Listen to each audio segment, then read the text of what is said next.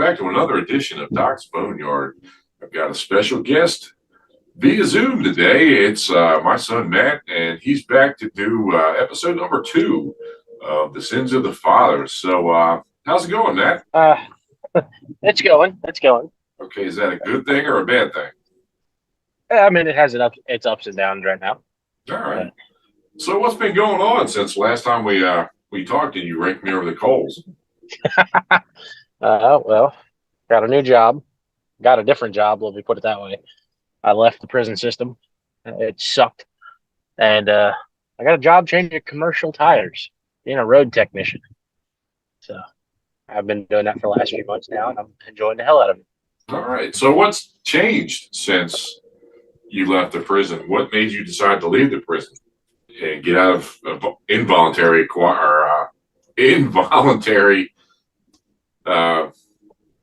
hell, I lost extended stays? Yes, there you go. Just that. I didn't like, not being at home and not being, with Kaylee, a wife. And so it was just getting to a point where it was starting to take a toll on our relationship, and was not going to be one of the statistics because the Department of Corrections in the state of Florida has like the second or third highest divorce rate in the state. Wow. So, yes. Well, brother, you opened up Pandora's box. Now I got to peek inside. What kind of things were going on, and how were they job related? Well, the whole thing where they try and tell you to keep, work life at work and don't bring that shit home with you.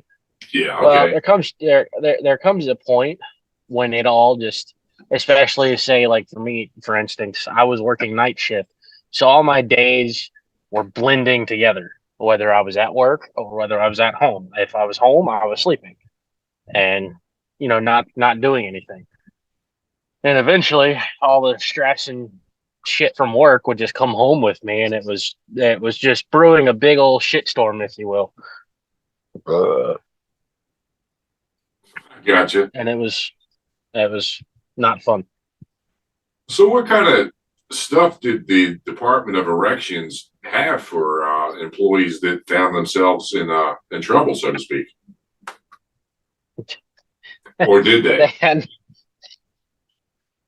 I mean, if you want to call it that, they had, I considered it a joke because they never really did anything, but they have this employee, or what they call EAP, Employee Assistance Program, that you can take advantage of. Say I needed to talk to a shrink, I could do so. I could set up an appointment. I could call them and they could set me up an appointment with a trained licensed therapist or psychologist or whatever I needed. And the first, I believe it was like 5 sessions are free.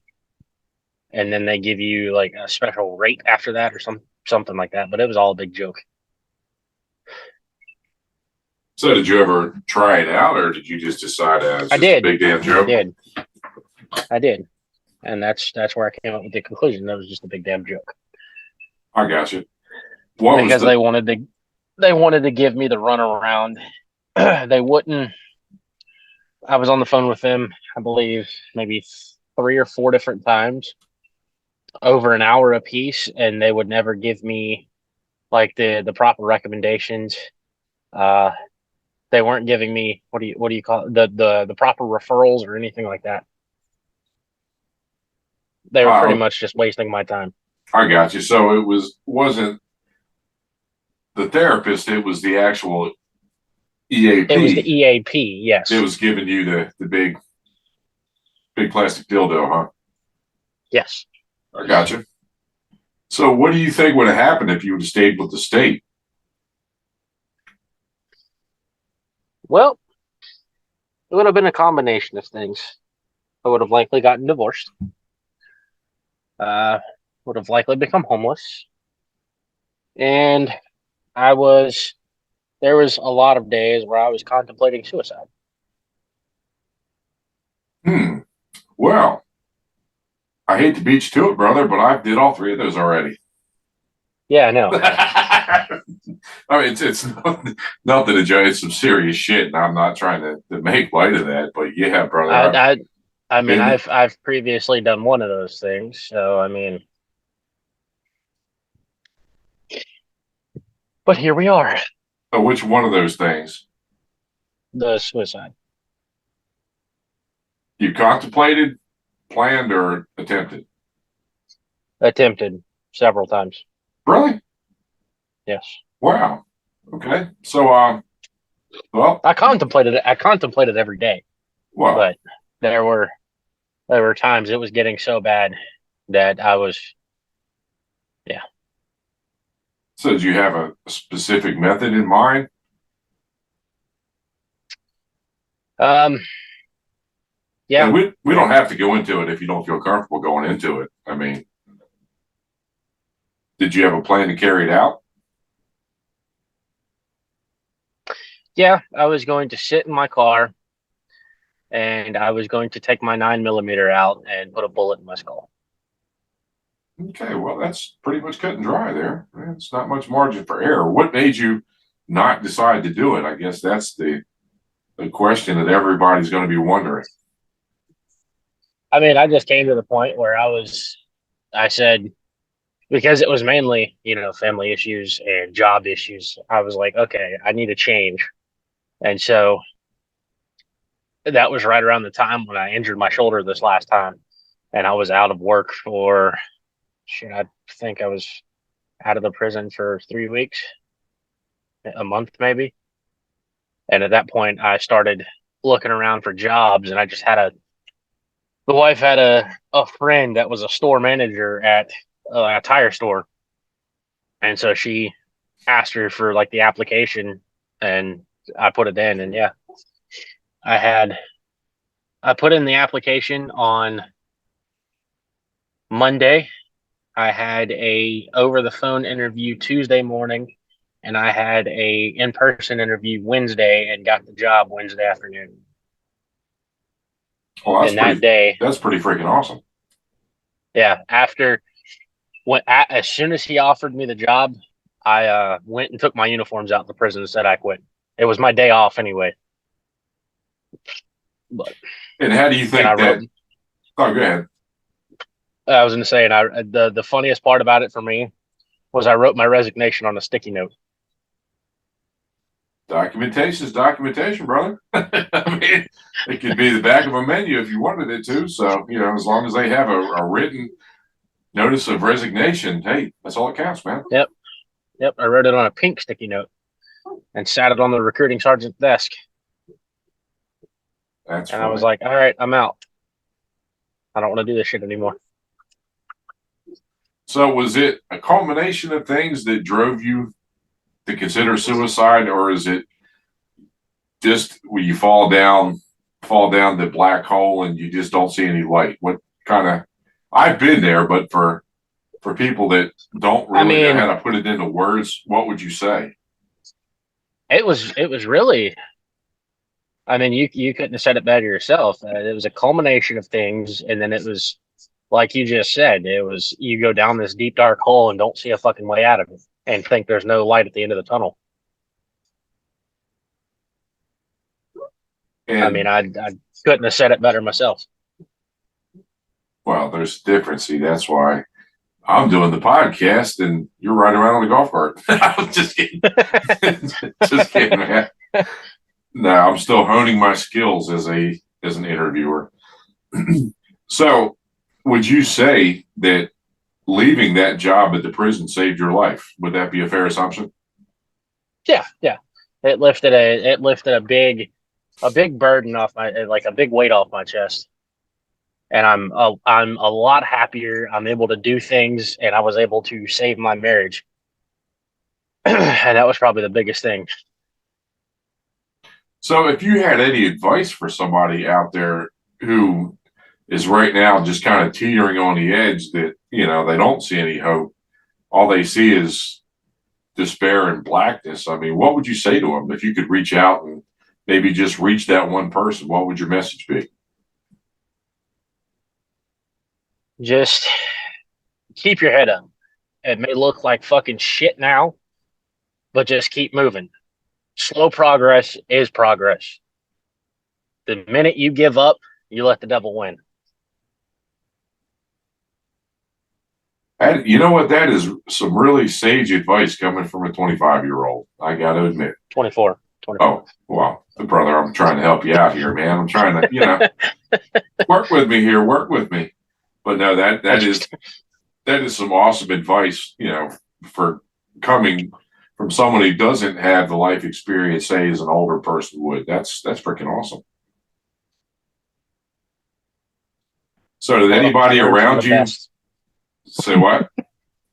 I said I learned from the best. Yeah, well, if I was the best, I'd be making podcasts and writing books. And oh shit, I am. Wow. Yeah, exactly. All right. So did anybody around you, close to you, have any idea what your internal hell looked like, or did you keep it to yourself? I mean, you know me. I am like you. We are the stereotypical man that keeps everything to them fucking selves, and would rather kill themselves than to show anybody else our problems and what we're going with. What we're dealing with. That's the sad reality of being a man.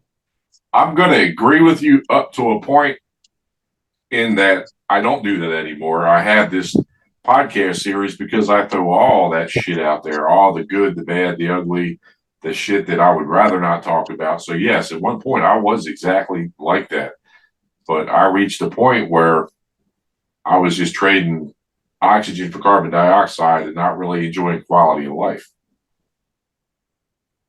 That was the sad. I'm still working to get to that point, but well, slow progress is progress. The fact that you're still in the fight says a hell of a lot more than someone who just throws up their hands. And don't get me wrong, I will never cast judgment on anyone who decides that suicide is their only way out. Because, like I said, I'm a 2-time suicide survivor myself. But I can say that you can be the change. All you have to do is, like you said, progress. More help. That's it. And there's always someone out there that will give you a hand up and not a hand out. There's always somebody out there who's going through something similar, or maybe even that situation. And I don't want to turn this into a suicide awareness show, but I think it's important because we live in an age now that mental health is a crisis in this country, and especially with our younger people. I had some stats from, what was it? CDC. It was, I think, 2019 or 2020. There were almost 50,000 successful suicide attempts, and over 1.4 or 1.7 million people that had contemplated and planned. And that doesn't include the quote unquote 22 veterans a day, or the millions of first responders that have contemplated suicide. I mean, it's an epidemic. I was going to say, well, in that point in time, 2020, 2021, I was one of those, first responders. I would have been one of those statistics. Yeah. Had I not decided that I needed something, needed to do something about it. Well, brother, I'm glad you didn't. I'm glad you didn't let the bastard win, because the Reaper's out there and he's closer than you might think. That's the sad reality of it, and it's all perception. I know from my past experience being in EMS, I used to hate to let that fucker win. I would work that casualty or work that patient until I couldn't physically go anymore, just to keep that fucker from showing up. So yeah, he's out there, and eventually he gets his. But he's waiting. Yeah, if we can keep him away from just one, then we've done our job. So what does your present and future look like now? Now that you've made a life-changing decision, and you're gradually making forward progress, what do you what would be your outcome, your favorable outcome? I haven't really thought about that. I'm still working on that. I still haven't quite figured that one out yet. I'm just kind of taking it one day at a time. Well, I realize the way I phrase that makes it sound like a huge decision, but actually, it's a decision you make every day when you wake up. Every One day's foot in front of choice. the other. That's it. It's as simply complicated as that. People make it more complicated, but it is a choice, and it's a choice you make as many times as you have to each day. It's that simple, you know. And the only person that has the answers you need is you. People can give you people. What's that old adage? Opinions are like assholes. Everybody has one. Yes. Yes. Which Couldn't agree more. Yeah, don't get me wrong. I mean, that one opinion may be the thing that makes your little light bulb go off, and you'd be like, "I'll be damned." You know what? Yeah, I think that fucker's right, and that could be that could be your defining moment. But like I said, and I live by this shit. I don't just throw this shit out there because I have a podcast and I like the sound of my voice. I do this shit every day. Good, bad, doesn't matter. And it's funny, I don't have too many bad days because of it.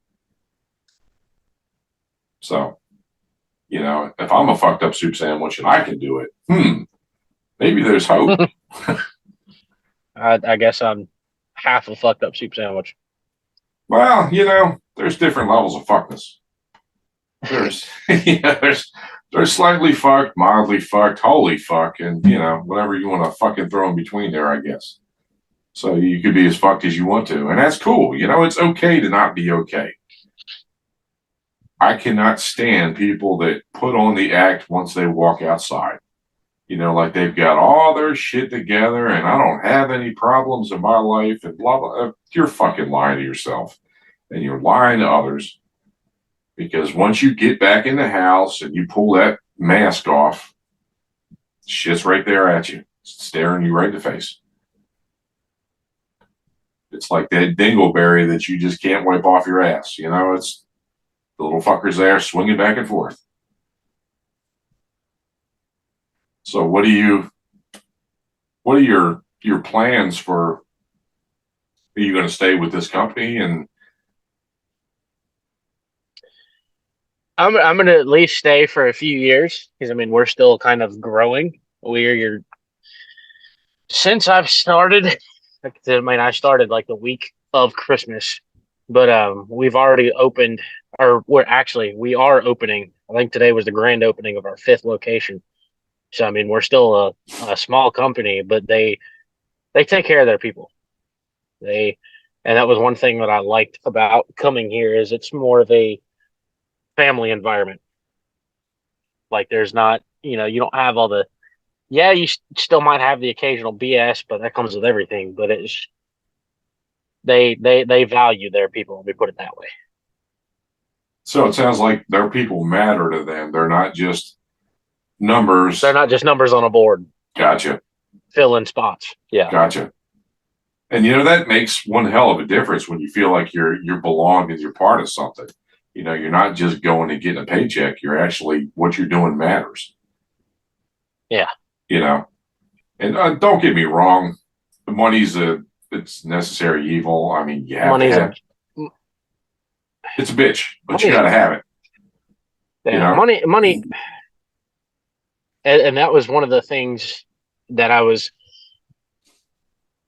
one of the things I was thinking about when I came and took this job was, I'm taking a pay cut, but money's not everything. Well, if you look at it in the immediate impact, yes, it's a pay cut, but over time and longevity, you're going to make that back and then some, because You're going to stay there longer and you're going to be happier. And it's, in essence, you're going to come out ahead in the end, even though, there might be a slight financial you started off behind. Yeah. Yeah. you know, and it's a good thing that you're not one of those people out chasing the buck, because you will never have enough money. You will never have everything you want. The key is to be happy with what you have and make it work for you. Yeah. Because we both know people. We're intimately familiar with one person in particular, which I'm not going to mention names for slander and libel's sake. Yeah. Yeah. Who is sneaking up on the Big 5-0 and is still chasing the buck. But Yep. you know what? Like I said, it's a decision. So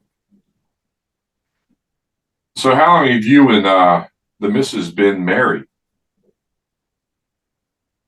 May 7th will be 2 years. No kidding. And how does that future look?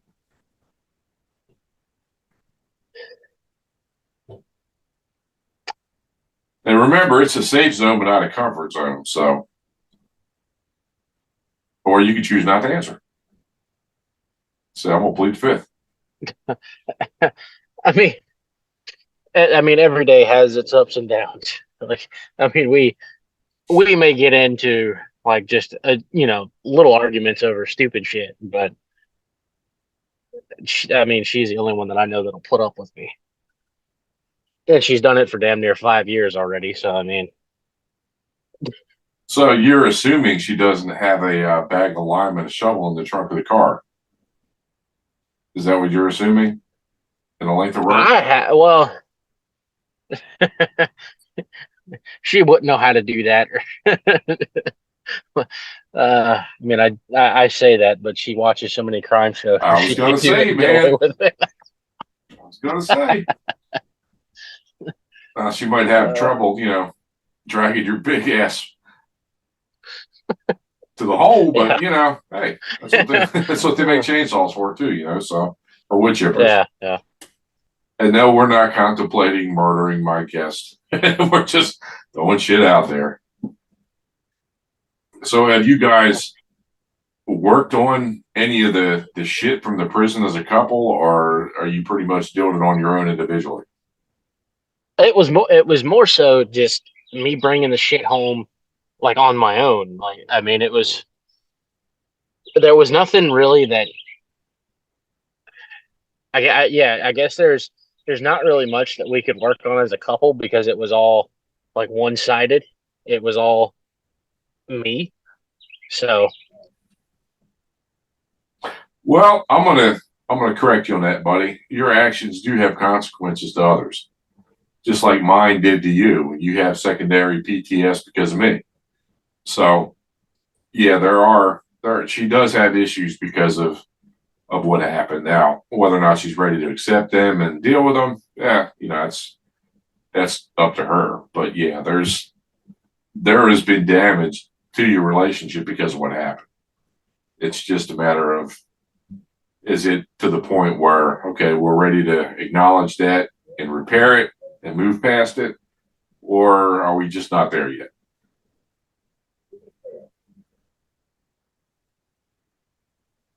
Because if it was only affecting you, you'd be still doing it. I mean, that's the reality of it. That's the one-sided part of the issue. But unfortunately, like, you are a couple, and she's what? How many years younger than you? She'll be 21 May 14th. Okay, so you got her for about 3 years, right? 3.5. About 3.5 years. Well, this is just some friendly advice from, and I'm going to use an air quote, a fucking asshole. And I'm going to dedicate that air quote to my wife, Deanna, who calls me a fucking asshole all the time. So yeah, I'm pretty sure that's a daily occurrence. But well, yeah, probably. I mean, hell, I had her on the show and she wrecked me over the coals, and I had to sit there and take it, regardless of whether or not I agreed with what the hell she was saying. So yeah. Yes, you did. I listened to that episode 2 or 3 times now. It was great. Well, I'm actually trying to get her to come back and do another one. But I mean, some of the topics that I mean, don't don't get mad at her for this one. But when some of the stuff you guys were talking about, she was getting, what was it? I want to say it was when you guys were talking about your suicide attempts. Some of the stories that she was throwing out there, she was getting confused and mixed up. like what? Okay, so Because like a lot of that, like I said in the podcast, and when we did it, a lot of that shit I don't remember. It's a big blank spot, so I don't know. Fill in the blanks. So your first suicide attempt, when she was talking about, um, what was it? I had asked, or you had asked, or whatever, if we could go to the store, and that was the time that she was saying that as we were crossing the bridge on Nottingham, uh, you threw her phone off the embankment. Yeah, I do remember that. And okay, well, she was putting that with your first suicide attempt, and her and I had a conversation after I listened to that episode because I was listening to it, and during that part, I'm like, no, no, no, no, no, you got this wrong.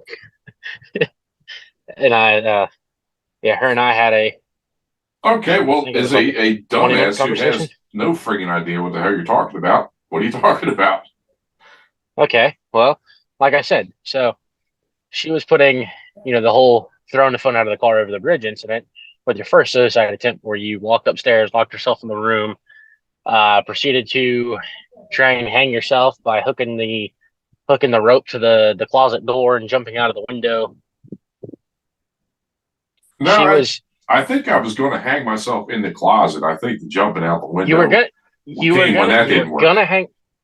Yeah, you were gonna hang yourself just by sitting on the floor and wrapping it around the door handle and around your neck.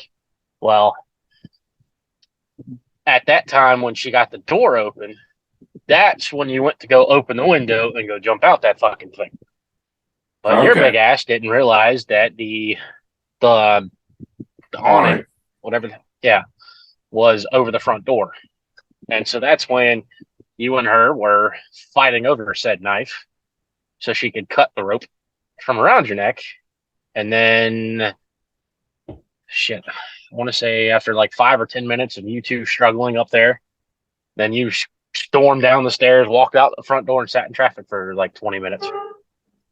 Okay, so what was the gray area, or the part that you didn't agree with? I guess is because, like I said, it's all blank. The part that she got confused about was how it started. So how did it start? So how that one started was after I explained this to her, she remembered this one too. Wow. But so how it started was, remember those little fucking fountains that we could get at like Rite Aid or CVS? The little they were the little like desktop fountains. The little meditating things with the little rocks and shit in them. Yeah. So I remember that. How that one started was, I was doing something on the entertainment center or with the entertainment center, and I knocked it over on top of the TV, on top of the entertainment center. Oh, okay. And you told me to go get a towel and clean it up. Well, I guess that was one of those. Well, I mean, you were already on the edge, but I guess I wasn't doing it in a timely enough manner, if you will. And so when I finally did find the towel to clean it up, you were like, no, don't worry about it. And then tried to basically whoop my ass, but I wouldn't let you. And I remember this vividly. You threw me across the living room.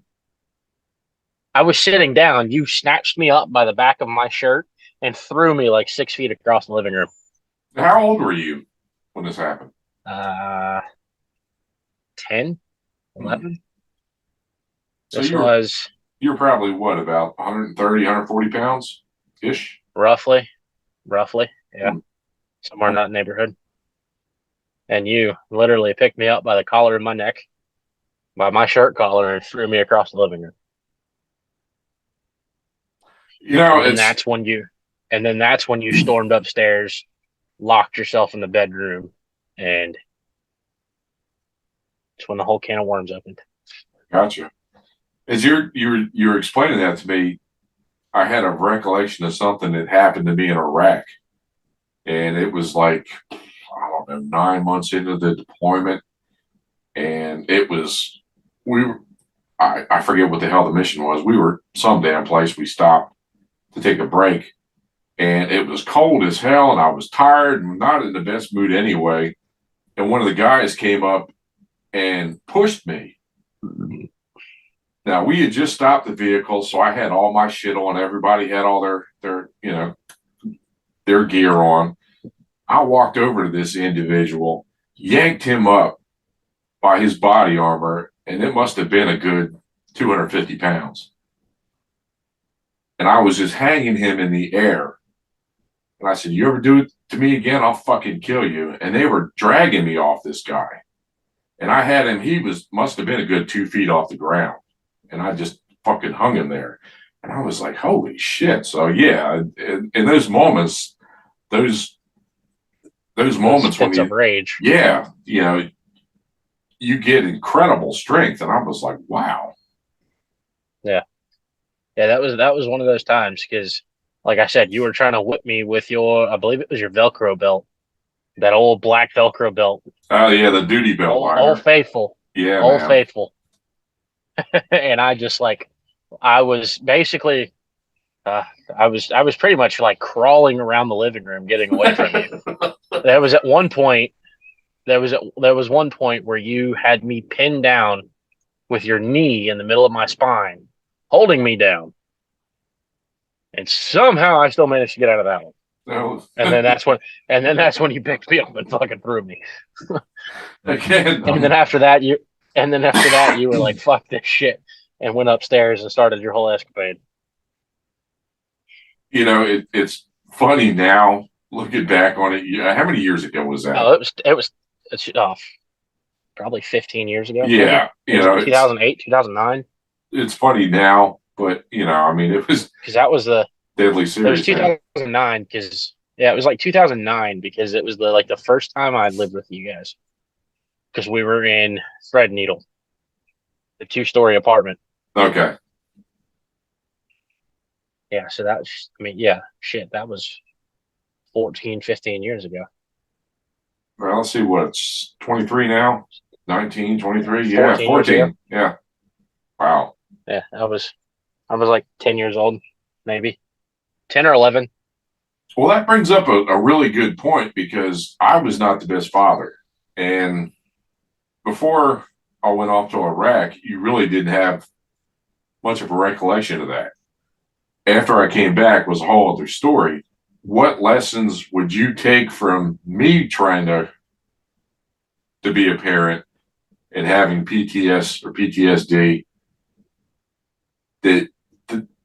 well, I guess what I'm stumbling to ask, what would you do differently? What would work now when you have kids as opposed to what you think wouldn't work, based on my example?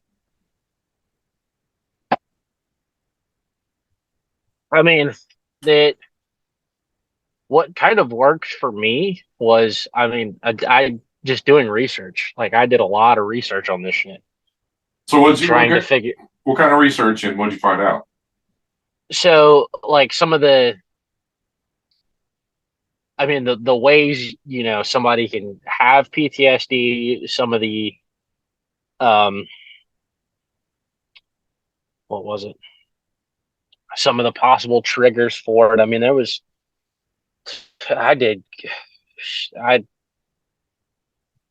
can't even remember how many hours of research and shit I did on PTSD and, mental health and things like that.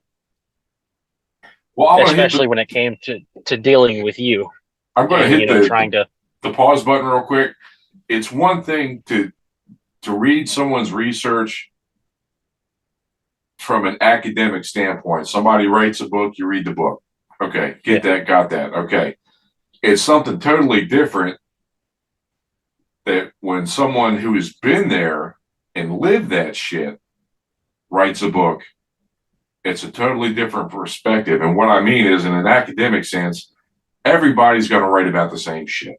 Everybody's going to write about the symptoms, the triggers, blah, blah, blah.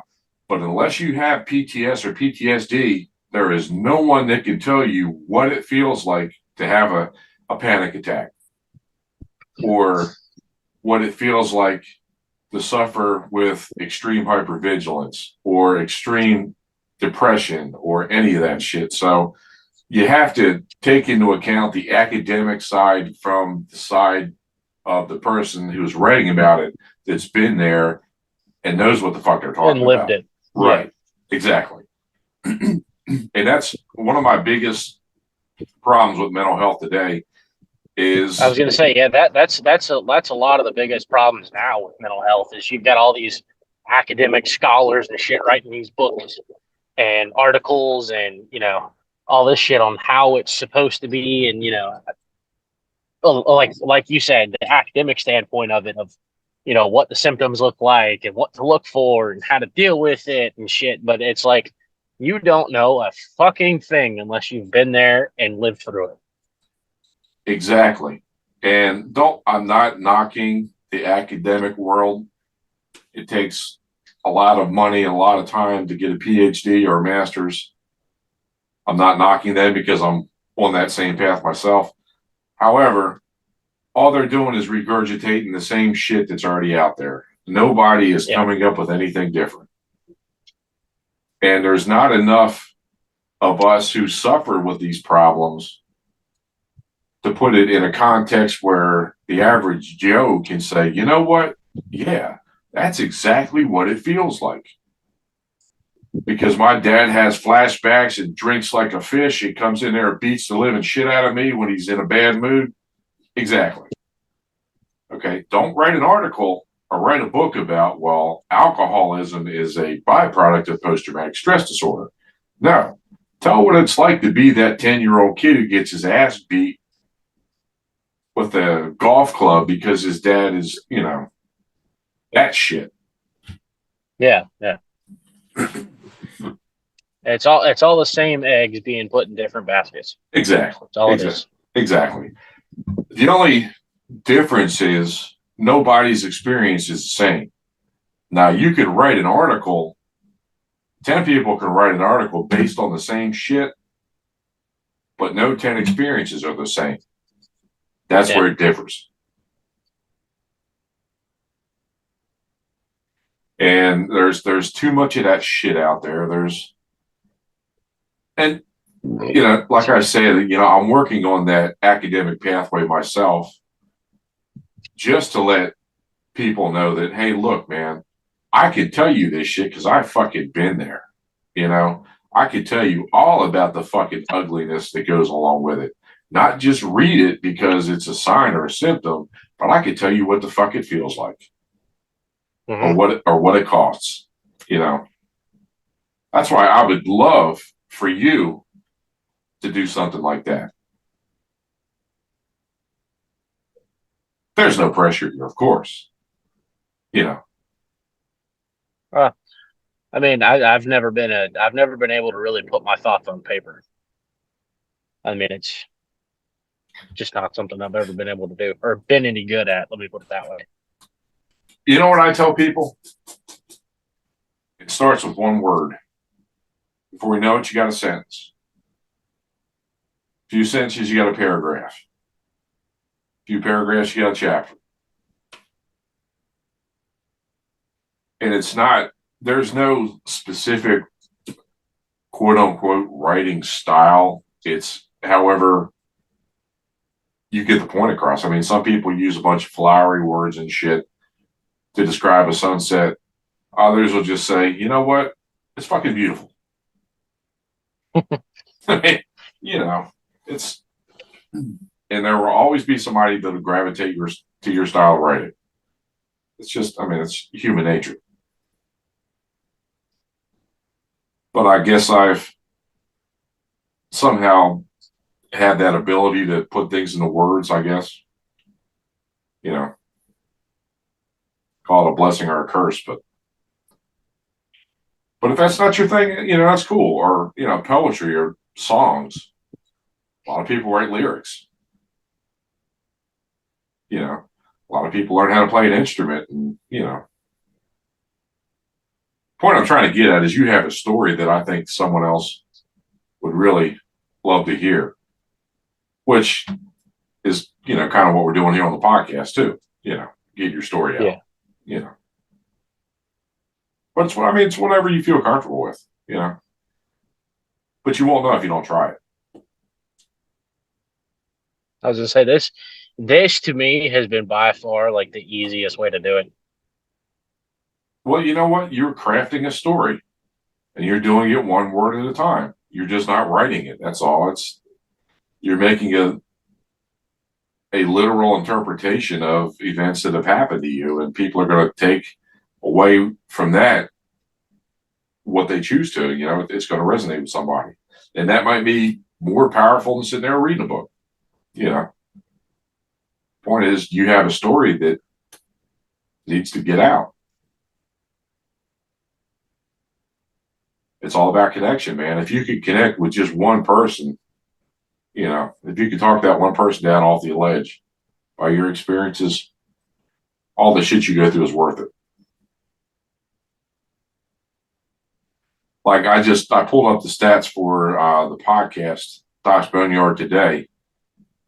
I'm in 257 countries around the world now.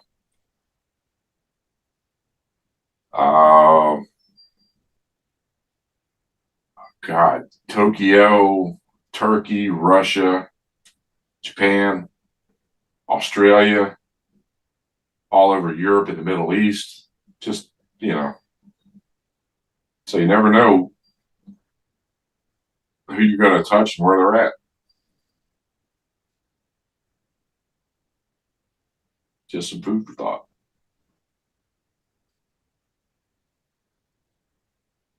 Or you could also win that Grammy award-winning song called "My Father Was an Asshole." You never know, and have Ivan Moody from Five Fingers sing it. My father was a fucking asshole. Hey,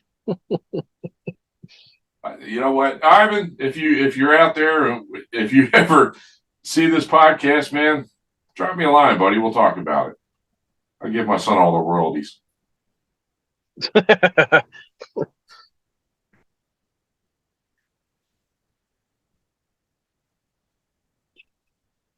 Well, man, I appreciate you taking time out of your busy day, because I know you worked hard today and you're probably tired because you're 24 years old, and that's what happens. I mean, the only thing I've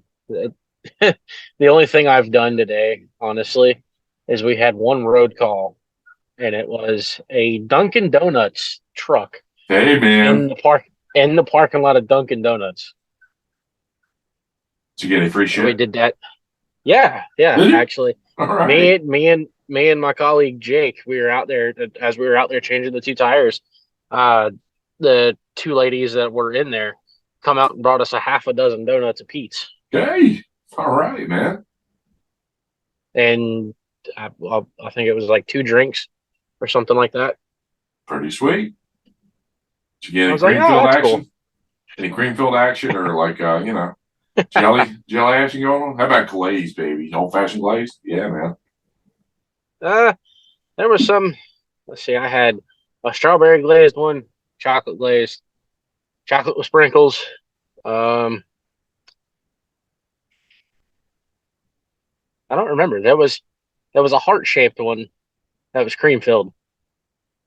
Well, you still got the crumbs all in your face, so it's not hard to figure out. Yeah, both boxes were a little bit different. Oh, they cool. were good. All right, well, Mr. Matt, we're going to wrap this up, brother. I want to thank you for coming on the show and spilling all my dirty laundry out there for everyone to hear, man, and getting a chance to watch me squirm in the seat as you do it. So, I'm always appreciative of that, man. Like a worm dangled on a hook. Well, thank you for the invitation. Anytime, man. You are always welcome here on the show.